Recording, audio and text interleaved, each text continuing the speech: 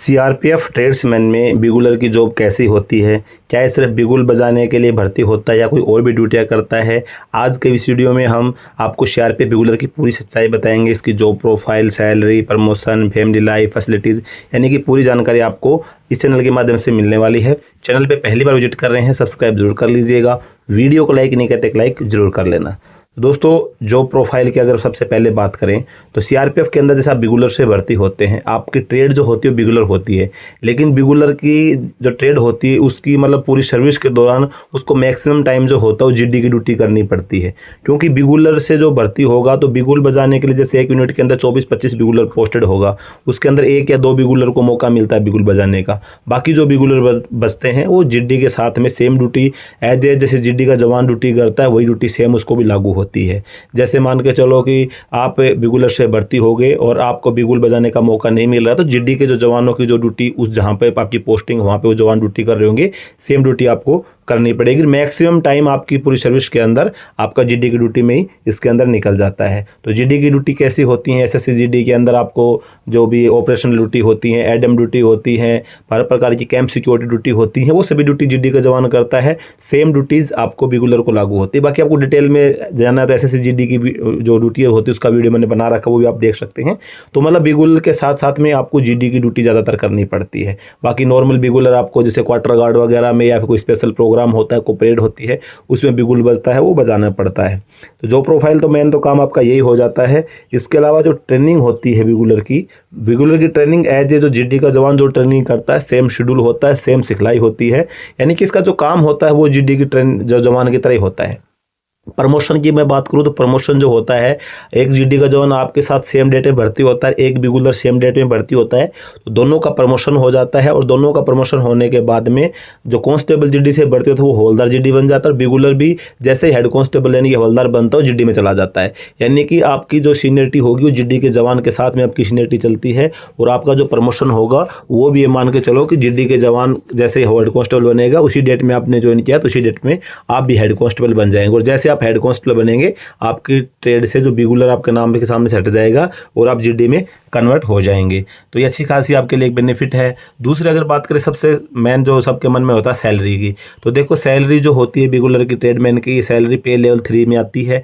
इसकी जो बेसिक पे होती है 21,700 से स्टार्ट होती है। वर्तमान की अगर हम दर की बात करें, आपको 57% इसके अंदर डीए मिल जाता है। इसके अलावा आपको एचआरए मिल जाता है, राशन अलाउंस मिल जाता है आपको। इसके अलावा जो भी जहाँ पे आप पोस्टिंग होंगे वहाँ पे जो जो अलाउंसेज आपको मिलते हैं, वहाँ पे कहीं पर रिस्क अलाउंस मिलता है, कहीं पे टीए मिलता है, कहीं पे टीपीटी मिलती है, एचडीए मिलता है।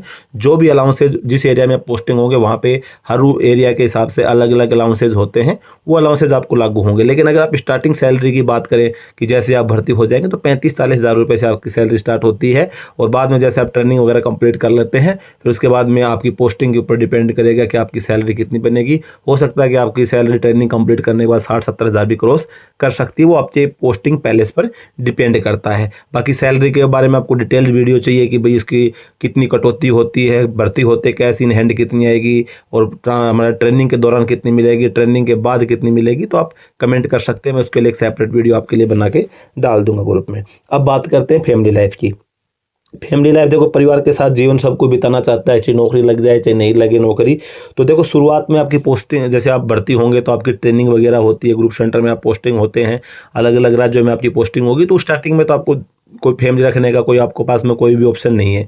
लेकिन जैसे आप ट्रेनिंग कंप्लीट करते हैं तो ट्रेनिंग कंप्लीट करने के बाद में जो आपकी फैमिली लाइफ है वो डिपेंड करती है आपकी पोस्टिंग पैलेस पे, कि भी आपकी पोस्टिंग कहाँ पर है। हो सकता है कि आपकी पोस्टिंग जैसे दिल्ली आ गई, बम्बई आ गई, कलकत्ता आ गई, जयपुर आ गई, फिर यूपी में आ गई, लखनऊ, इलाहाबाद, ऐसी जगह पे मान लो प्लेन इलाके में आपकी पोस्टिंग हो जाती है। उस सिचुएशन में आप अपना परिवार को साथ रख सकते हैं, आप अपना परिवार साथ रखने की अनुमति ले सकते हैं। और अनुमति लेके आप अपना परिवार को अगर कैंप के अंदर क्वार्टर है तो क्वार्टर में रख सकते हैं। बाकी अगर वहाँ पे कैंप में क्वार्टर नहीं है तो अगर प्लेन इलाका है तो बाहर आप किराए का मकान लेके आपको एचआरए मिलेगा और आप अपने परिवार को साथ में रख सकते हैं। यानी कि फैमिली लाइफ जो होती है वो डिपेंड करता है आपके पोस्टिंग पैलेस पे। सीआरपीएफ क्या है, ऑल ओवर इंडिया में ड्यूटी करती है। आपकी जहाँ भी सीआरपी का कैंप होगा वहाँ पे कहीं पे ड्यूटी लगती है। तो हर इलाका शांत नहीं है और हर इलाका ख़राब भी नहीं है। तो ये जो मेन पोस्टिंग आपका जो फैमिली लाइफ है वो डिपेंड करता है आपके पोस्टिंग पैलेस के ऊपर। प्रमोशन का मैंने आपको बता ही दिया है। प्रमोशन आप हेड कांस्टेबल बनेंगे, हेड कांस्टेबल से एएसआई, एएसआई से एसआई, यानी कि आप जब तक आप पूरी साल 60 साल की नौकरी करेंगे तो आप इंस्पेक्टर रैंक तक आप आसानी से पहुंच सकते हैं। फैसिलिटीज़ की बात करते हैं, इसके अंदर आपको फ्री मेडिकल की फैसिलिटीज़ मिल जाती है। आपके परिवार के सहित सीआरपीएफ के किसी भी कैंप में आप डॉक्टर को दिखा सकते हैं। इसके लिए आपको सीजीएचएस कार्ड की फैसिलिटीज़ मिल जाती है, आयुष्मान कार्ड की फैसिलिटीज़ मिल जाती है, कैंटीन फैसिलिटी जो सीपीसी कैंटीन है उसकी फैसिलिटी आपको मिलती है, एनपीएस सिस्टम के हिसाब से आपको पेंशन मिलती है। और बाकी आपको कैंप में आप अपने परिवार को साथ रखना चाहेंगे तो जहाँ पे अवेलेबल होते हैं वहाँ पे सरकारी क्वार्टर मिल जाता है। इसके अलावा ये बच्चों को पढ़ाने के लिए सरकारी बस की सुविधा वगैरह मिल जाती है जहाँ पे आप क्वार्टर लेके रहेंगे। तो बहुत सारी सुविधाएं आपको जो भी एक सेंट्रल गवर्नमेंट के द्वारा जो जवानों को प्रोवाइड की जाती है वो सभी फैसिलिटीज़ आपको मिलती हैं। अभी इसके अंदर देखो सबसे मेन है कि आपको भर्ती होना है, तो ये जो अब देखा फैमिली लाइफ है, चाहे फैसिलिटीज़ है, चाहे सैलरी है, कुछ भी चीज़ें हैं, ये तभी मिलेंगी जब आप उसको मेहनत करेंगे। नहीं कि आपने सिर्फ फॉर्म भर दिया और आप सिर्फ वीडियो देख रहे हैं कि भाई हमको ये चीज़ मिल जाएगी, वो मिल जाएगी, इतनी सैलरी मिलेगी हमको। तो ये तभी संभव है जब आप अपनी एक जो जॉब है, अपनी एक वैकेंसी आप सिक्योर करेंगे, और वो सिक्योर करने के लिए आपको मेहनत करनी पड़ेगी। तो मेहनत आपको सबसे मेन है कि भाई आपको किस क्षेत्र में करनी है।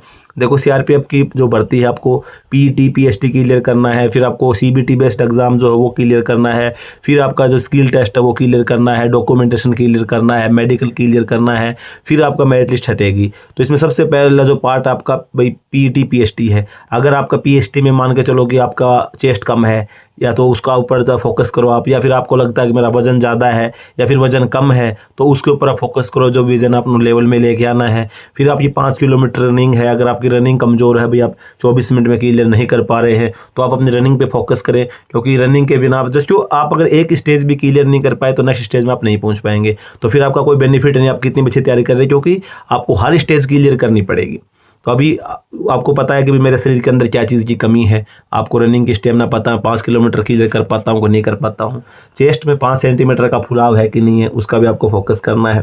तो इन सभी चीज़ों का ध्यान रखने के बाद फिर आपका मेन आता है सीबीटी बेस्ड एग्जाम, जो आपकी मेरिट बनाएगा। बाकी सभी चीज़ें जो होंगी वो क्वालिफाइंग नेचर होंगी, जैसे आपकी पीएचडी पीएचडी है, या फिर आपका स्किल टेस्ट है, उसमें भी आपको सिर्फ पास होना, कोई मार्क्स नहीं मिलते हैं। आपकी जो मेरिट बनती है वो सीबीटी बेस्ड एग्जाम पे बनती है, तो आप उसकी बढ़िया से तैयारी करें सीबीटी बेस्ड एग्जाम की, ताकि मेरिट में आपको दिक्कत ना आए। फिर उसके बाद आपको बिगुल सीखना है आपको, क्योंकि बिगुल का जो स्किल टेस्ट होगा तो बिगुल बजाना है, बिगुल को मेंटेन करना, उसकी साफ़ सफाई करना, वो क्या काम होता है, कितनी कॉल होती हैं, तो ये सभी थोड़ी बहुत जानकारी आपको होनी चाहिए, क्योंकि जब आपका स्किल टेस्ट होगा तो ये सभी पूछा जाएगा। इसके अलावा आपके डॉक्यूमेंट्स हैं, डॉक्यूमेंट्स में किसी प्रकार की कोई कमी है, आपका नाम में मिस्टेक, आपके फादर के नेम में मिस्टेक है, एड्रेस में मिस्टेक है किसी भी डॉक्यूमेंट में, वो आप क्लियर कर लें। अभी आपके पास समय है, और अपना फॉर्म भर के और आज से तैयारी कर दे। जिस क्षेत्र में आपको लगता है मैं इस चीज़ में कमज़ोर पड़ रहा हूँ, उसी के अंदर तैयारी शुरू कर दे, और वैकेंसी अच्छी खासी हैं। और हमारी शुभकामनाएं आपके साथ में कि आप भी सीआरपीएफ के अंदर भर्ती होकर और अपनी देश सेवा में और सीआरपीएफ की सेवा में अपना योगदान सुनिश्चित करें। आज के वीडियो में बस यही जानकारी थी। अधिक जानकारी के लिए और भी अच्छी जानकारी पाने के लिए चैनल को सब्सक्राइब जरूर कर लें।